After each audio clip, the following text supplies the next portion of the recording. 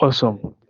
Hi everyone, it's 9:15 and we're ready to go. My name is Daniel Nilai Tete. I'm not your usual presenter or moderator of this call.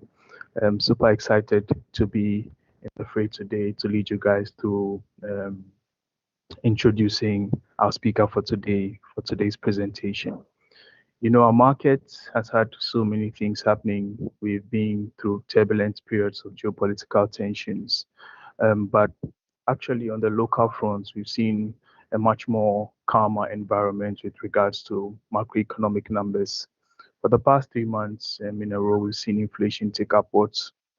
We've also seen core inflation tick upwards in the past 1 month. But generally, there's been a much more buoyant market, especially on the equity side. We've seen a lot of rallies, we've seen a lot of conversations happening on social media.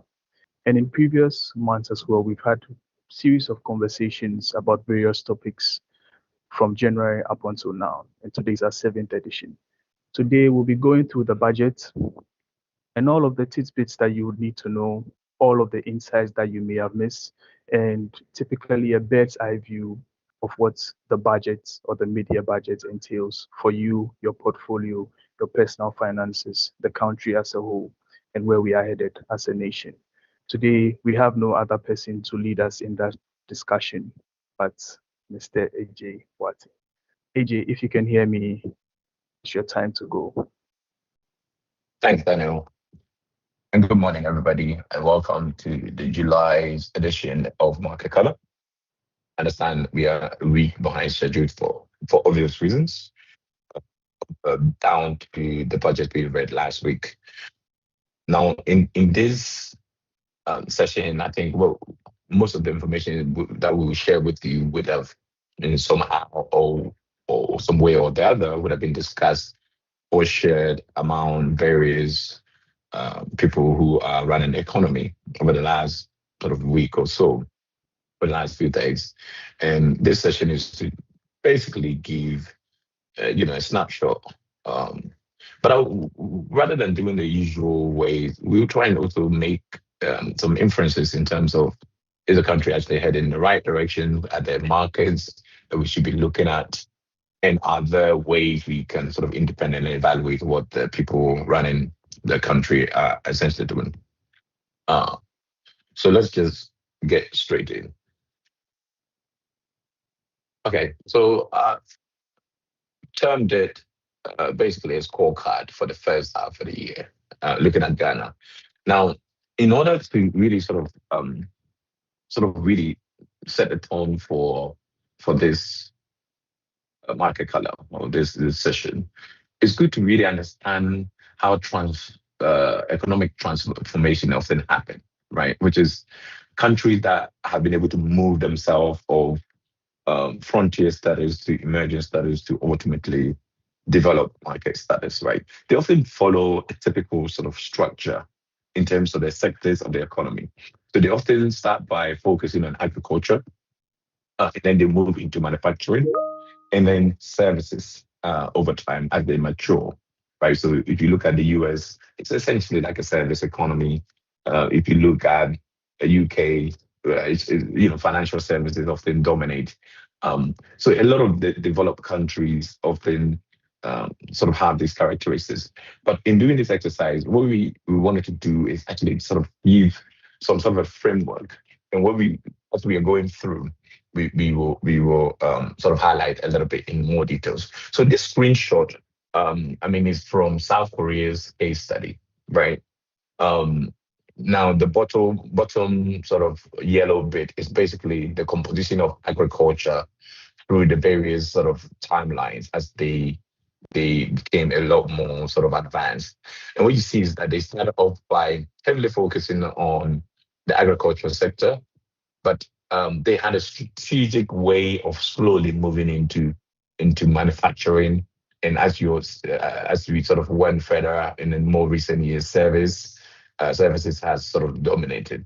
And over time, you can see that the agricultural sort of sector has obviously shrunk in proportion to the overall size of the economy, not in absolute terms, but it's just they've actually found ways to add new things into the economy in terms of they've been able to organize the society such that they are now producing other things that has contributed significantly to their economy.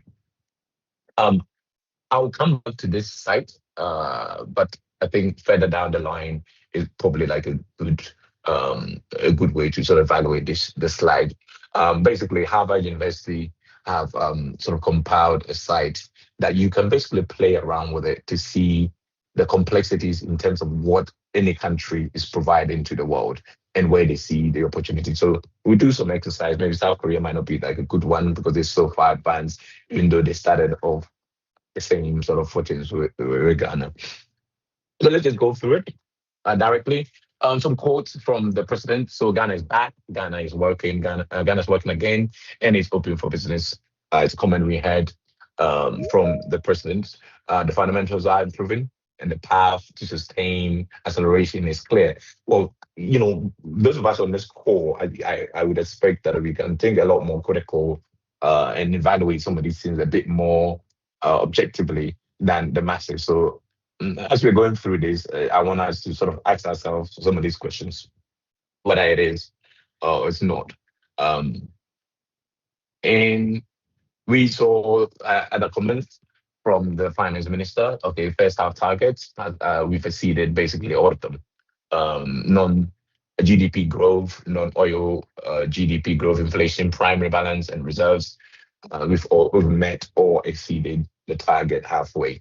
So from the off, you can say that like, hey, these are um, what the runners of the economy are saying. And objectively, I think if you're Ghanaian, compared to how things have been over the last 3 or 4 years, there's a huge sort of improvement for sure. We had the governor essentially also saying that inflation has edged closer to the lower bound of the target. Currently, we're around in the fives. And I think we can all concur. Policy rate around 14 is still on the higher side, but I mean, compared again from where we were, significant improvement from maybe if you look at it from 3 years ago. So this is a snapshot in terms of if you look at what has happened to Ghana in the last sort of 5 years. We had a crisis period. So from 2022 to 2024, where CD lost about 55% of its value. Inflation reached 54% at some point. We had DDP, we had IMF. And then you can see or evaluate last year as a stabilization year, where inflation were able to get inflation to 5.4% toward the end of the year. GDP reached around 6%. And then we had debt to GDP number being around mid 40s. Ghana had the best performing currency, right? So these are all extremely, extremely positive. Now, in the case of GDP numbers, in fact, let me just annotate something here. We often get given these GDP numbers, and the question is like, what does it really mean if you are a developing sort of country? Now, the way to evaluate GDP numbers most of the time is that if you are an emerging or frontier country, you want this number to be above 5, right? Above 5.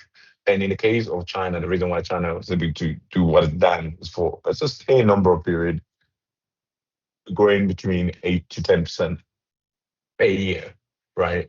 So Ghana being 6 is actually above what you want, but really you want to look at what is happening in perhaps Rwanda and some of these other sort of peers of us, where they are consistently now between 7 to 10%, right? So this is an uptick, but we need this number to be significantly a lot higher. And as we will go down, we will go through some of the slides, we'll take a little bit into it. Now, the question is 2026 and above and beyond. Ghana is now in a positive territory in terms of credit ratings. GDP from Q1 is above average, around 6.4. So again, in the right direction, we'll dig a little bit deeper in terms of whether it is it is going to lead to improvement in people's life or not. And then you have some policies that are a big push agenda, along with Gold Board being a huge contributor in terms of some of the improvements that the country has essentially seen. Okay, so let's do like a global sort of snapshot quickly and what it means for Ghana. So around the world, GDP is expected to grow by around 3%. Global um, global inflation is expected to take uptick a bit because of the conflict in the Middle East. Um, so inflation is expected to be around 4.7. Emerging market GDP is expected to grow around 3.8. Again, this is not good, right? You want, if emerging market and developing countries, you want this number to consistently be around 5%. My five is not good. Okay, so you want this number to be consistently above that. Sub-Saharan Africa, around 4.3. I mean, again, you see pockets of countries where this growth is significantly higher. We've just seen Ghana's own being around over 6%. So that's a positive. But really, for the continent as a whole, collectively, you want this number to be above 5. And that typically means it is heading in the right direction. Developed countries between 2.5 to 3% is seen as like a really, really good, but typically 2% is seen as good. Why this matter for government, sorry, for Ghana, is that energy feeds into a lot of things in Ghana. So the recent sort of crisis in the Middle East, Israel, US slash Iran sort of conflict has a huge ramification in terms of what happened over the last couple of months. We've seen uptick in inflation, and a huge amount of it is led, it's contributed by rises in fuel. Um, Again, we are displaying this a lot more sort of clearer here. So oil prices, um, crude basically go as high as 118. But as we speak, it's come down. But in fact, in the last couple of days, it's taken up again because of the the rise again in the tension. It looks a lot more worrying. In fact, if you look at it objectively, now in the last 2 3 weeks, what I've done is I've evaluated all the large investment houses around the world, and what they take is on for the rest of the year. And what you see is that they've over-indexed on the conflict being able to be sort of brought to abrupt, or to basically conflict essentially easing.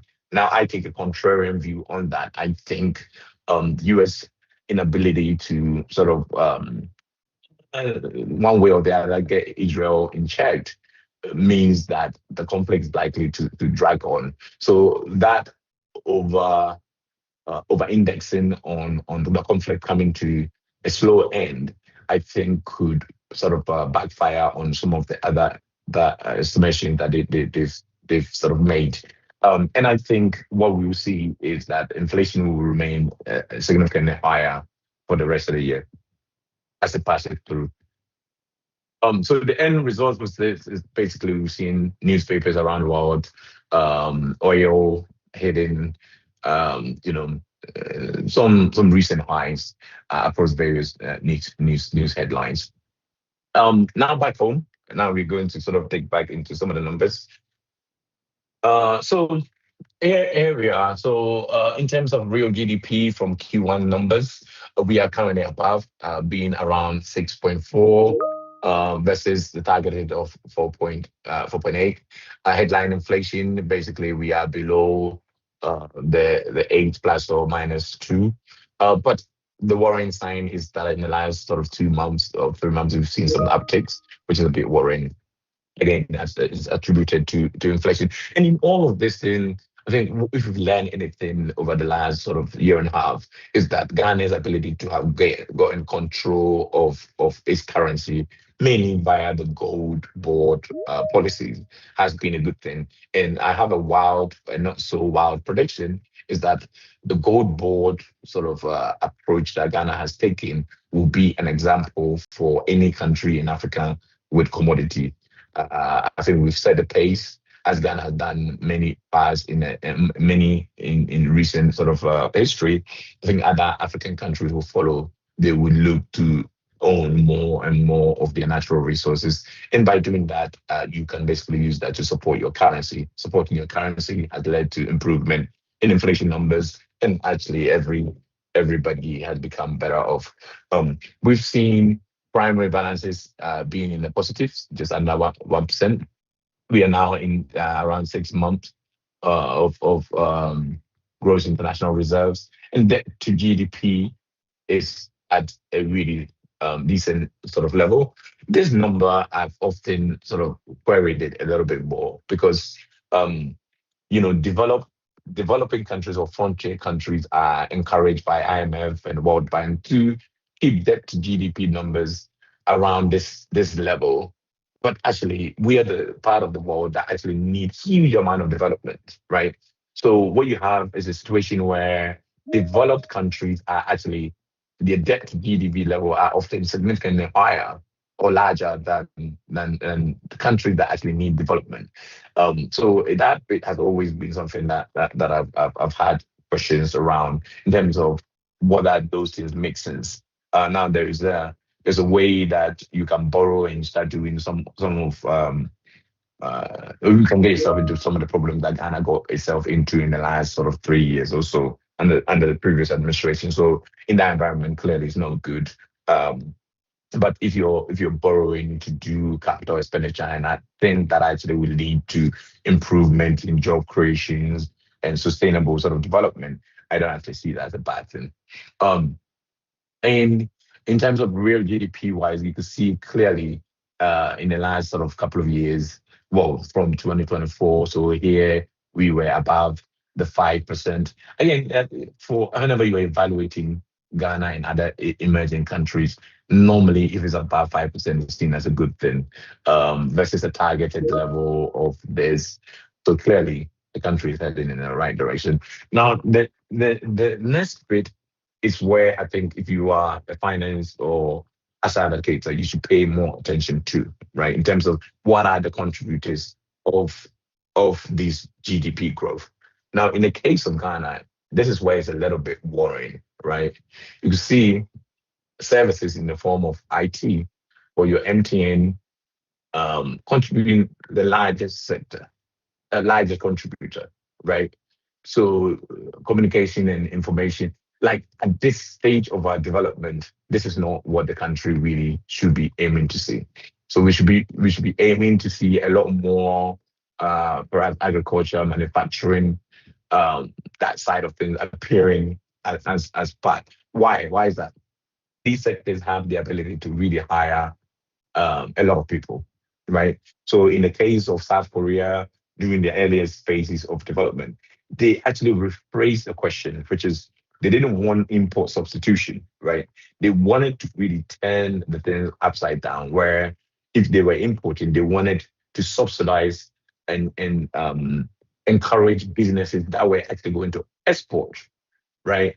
And the reason for that is that by exporting, they would actually bring in FX, one, but also at the same time, they can sort of use that as a way to grow and target specific sectors. So this bit in mining sector, as you will see in a minute, it's good in the right direction, and it's one of the reasons why you see that like people's salaries are not growing in a way that is commensurate to perhaps a country that is seeing a growth in the GDP. It's just not trickling down. What you see is that mining and quarrying being a huge amount, and the next biggest contributor. This has always been the country's sort of problem, where the sectors that are contributed to GDP haven't been sectors that had the capability of actually employing a lot of Ghanaians at an improved sort of wages. Um, so again, here let's evaluate it one by one. So last year, sector 6.8 at the end of 2025. First quarter, again, if it's below 5, it's a bit of a worry for us, right? So we want agri to be a larger and larger contributor of our GDP. And the reason why is that we haven't invested in these things properly. Um, in 2026, very soon it'll be in 2027, we're still farming using subsistence sort of farming methods. The whole conversation around agri processing would never really, really work well in Ghana because you don't have large scale farmers that are doing maybe say 50,000 acres of maybe tomato plantation. Somebody doing maybe say 100,000 acres of soya bean and other things. We don't have that. Um, and then industries again is positive sign, but the worrying is that it is contributing. Well, main driver of this is the mining sector. Again, mining is what we call efficiency innovation, which is such a mature industry that the industry has turned from employing more people to now looking at efficient way of reducing the number of workers while bringing technology, robots, and other things. So if you speak to with any mining engineer in the country, you see that they're bringing a lot more sophisticated robots to do the mining itself, and it's an industry that is not really going to lead to a lot of employment.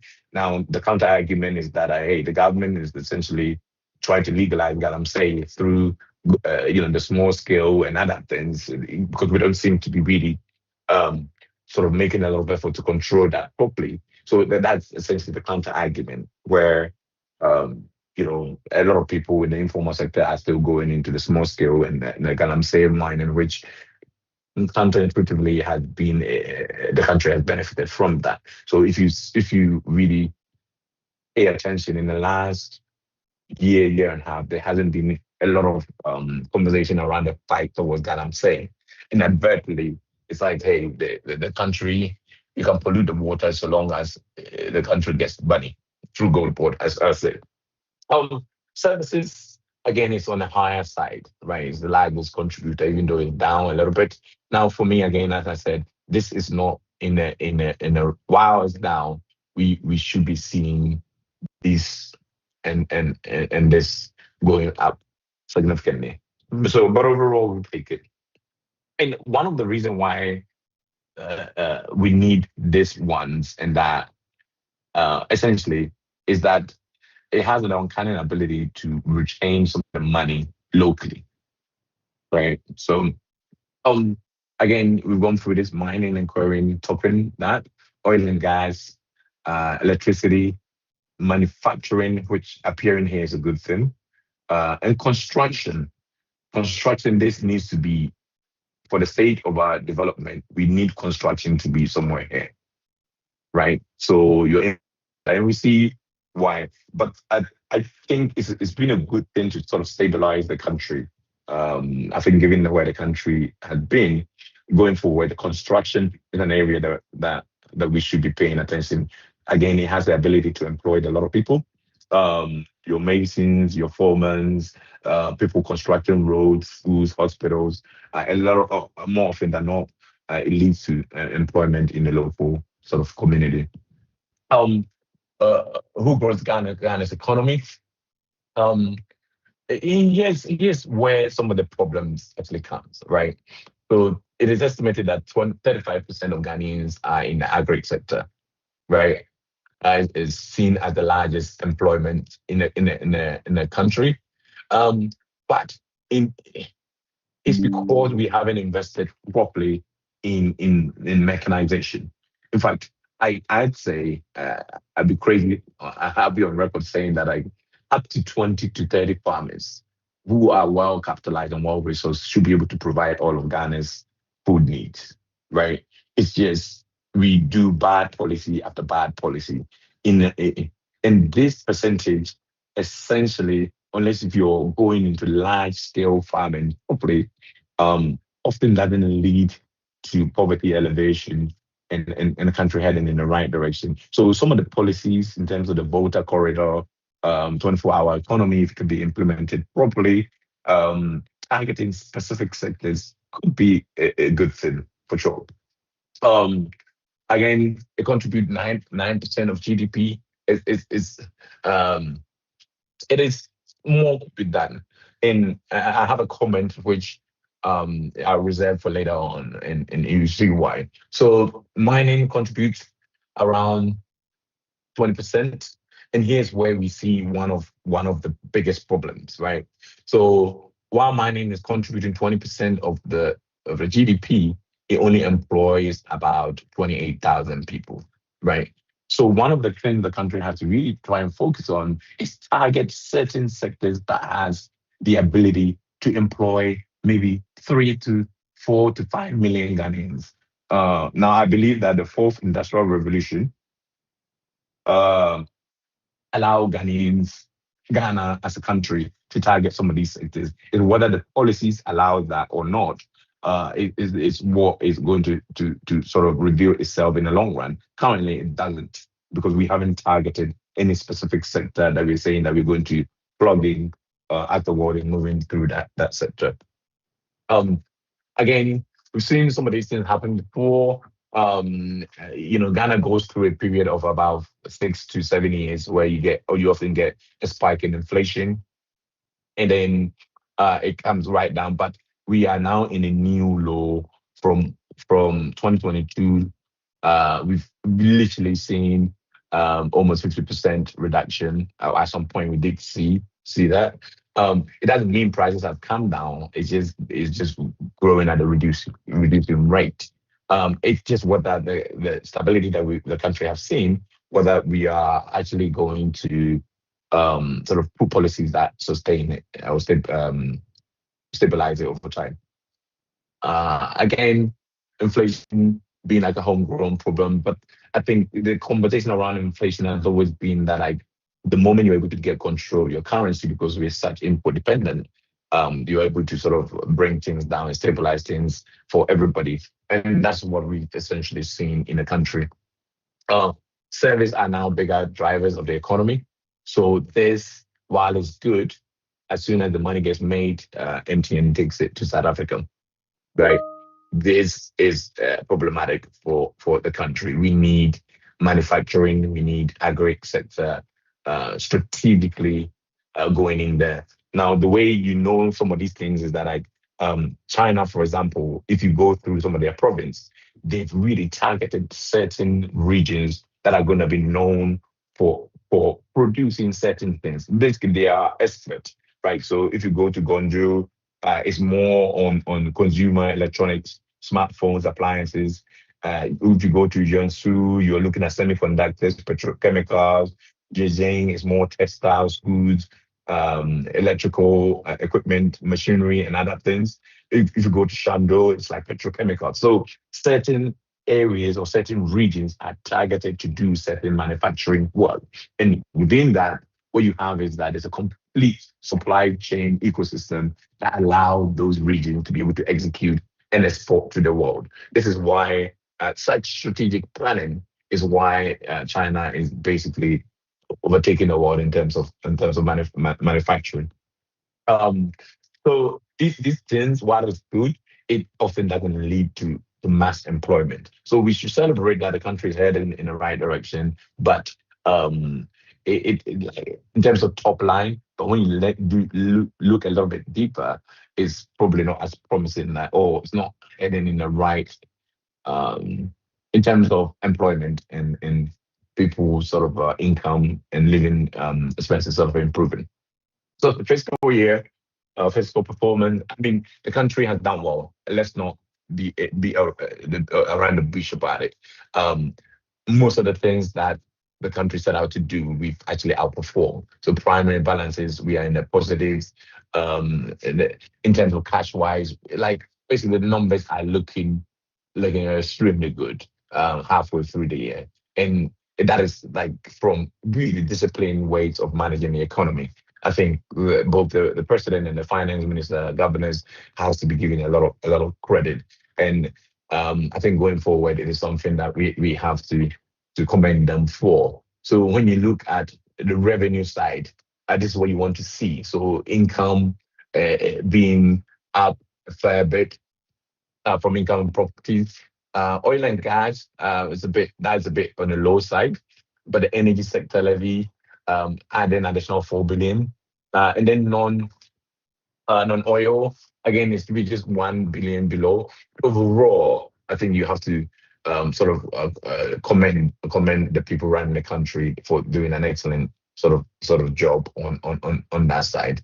When you look at the expenditure side, again, compensation. So this is public sector workers being 2 billion lower. We give them a score here. Interest payment again being 6 billion lower is also a good thing. Goods and services being 1 billion lower, again, is a really, really good thing. Energy shortfall being that, being again 1 billion lower in terms of the expenditure, it's good. The only place where it's probably not good for us to see such huge deficit is here, which is the capital and expenditure, right? Which is your road constructions, your school constructions, your healthcare. Um, this bit is it being negative. Well, on the low side is not good. Ideally, you want you want to see capital expenditure significantly going up. This is where the employment and um, improvement in infrastructure is going to come from. You cannot blame the people running the country in the sense that they wanted to control the spending, get things under control first before they go there. So going forward, capital expenditure is something that I think we should pay attention to. The country should be doing more to build roads, to build hospitals, to improve education, and other things. So that's the only area that I say that huge deficit being that low is not a good thing. But apart from that, the other areas we could give them A's and A stars for it. Um, in terms of other metrics, so when you get them, you're basically ahead on almost everything. So headlines, inflation, primary balance, um, overall deficit, commitment. Literally, we are in the green for almost all the key indicators. We are ahead of international reserves, non-oil GDP. So in terms of that, I think the country needs to give the people running the economy like a lot of credit. I think the the bit that they need to do is make sure that they remain humble about the progress that the country has achieved so far. Um, we saw a lot of uh, they shouldn't be cocky in terms of the progress. Let's just say, um, but I think we have to give them a huge amount of credit for some fantastic sort of numbers. And debt and credit. Um, So one of the things that we have to sort of also pay attention to, as a follow-up to this call, those who are on a call, we will get the dollarized version of the country's debt, right? And we can see that there's been a little bit of a slowdown, a little bit, because if you were looking at the previous years, we were literally on the upside, upwards in terms of the country's debt growth, right? But what you see is that since 2024, it came down last year in terms of overall debt. This one was massively as a result of the currency strengthening. So what you had is a situation where because of the strengthening that we saw of around 40% last year, if you basically um, sort of converted it into cities, the city value was significantly lower. So one of my recommendations was that the country should have used the strengthening of the city as a way to reduce the foreign debt that the country had. But overall, I think even if you look at the dollar side of it, the growth in the debt has been fairly sort of manageable.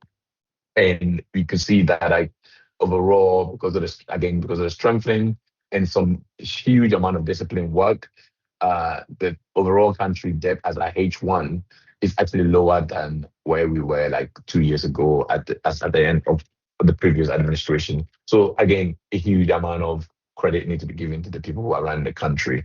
There's been a lot of discipline in that. Uh, so debt to GDP is significantly sort of falling over time. Um, I mean, this some of these things were what got the country in trouble before, but you could see that in the last 2 years, we are literally in the mid 40s, which is good. I think what we have to do is improve revenues and then ensure that the country is being a lot more prudent in the way we are borrowing. But all the signs indicate that the current administration is doing a fantastic job. Um, the stress, basically, we've seen the IMF going from 2023 saying that we are unsustainable to now we are now sustainable to actually sustainable room to absorb shocks. This is fantastic, and you have to give them plus plus. In the sense that like there's been a huge amount of discipline in how the current administration has run the country. Eurobond declining. It's often the yield on them declining is often like a good sign that like investors are beginning to have confidence in the economy. Um, T-bills being around this level is extremely positive here. Um, so the cost of borrowing again, we've seen that like from last year to now. So 91 days, basically practically almost halved from December 2025. We're now around sixes.